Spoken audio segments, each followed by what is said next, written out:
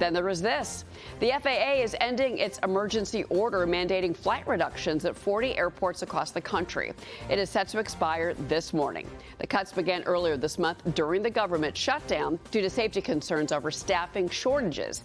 The initial reduction was 4%, but later it was increased to 6%.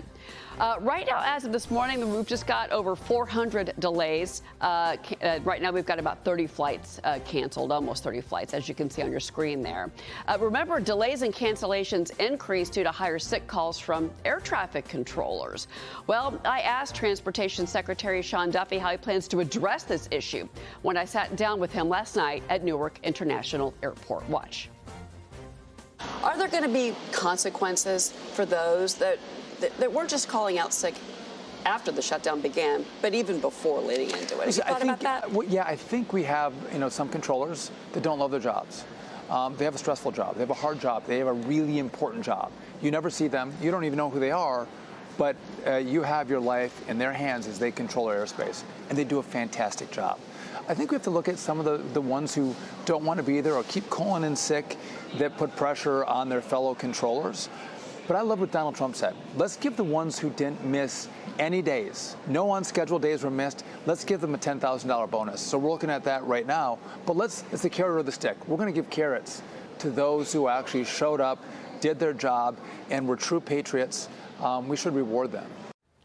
You can watch the full interview with the secretary this Wednesday night during my new primetime special, The Flight Path Forward. That's going to be right here on Fox Business, Maria. These air traffic controllers, those that did not call in sick, again, may be getting rewarded. And think about this. They've already been working 6 days a week. That is mandated.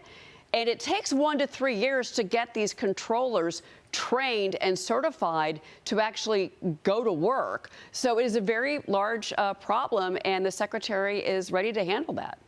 I like the idea that they're going to reward those who did not take off, but I also, have to consider the fact that it's not their fault. They're not calling in sick because they just want to say, hey, screw you, I'm working without pay. I think this is just a hardship, Liz. I mean, some of those people could not go to work because they had to get a second job.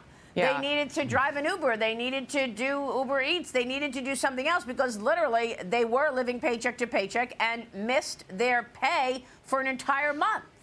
Yeah, Maria, this is an agency that really has had tremendous staffing problems and training and recruiting problems for a decade or more, something that the Biden administration completely failed to address. I'm very thrilled with everything Sean Duffy has done, and he was well on his way to solving this problem before this timeout, before the government shutdown, the Schumer shutdown. So shame on Democrats for interrupting what is really critical progress for our country. Ryan, your thoughts? Yeah, I think the big theme here is there's a big mismatch in the economy for what skills are actually needed and what we have. And I think this is the perfect example here with the air traffic controllers, but also with Ford, they can't find workers.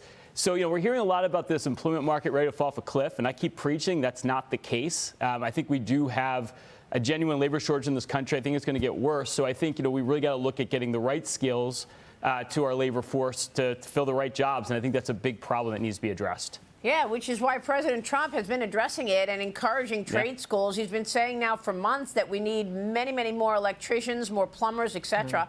Cheryl, we look forward to that special on Wednesday night. Thank you so much for that.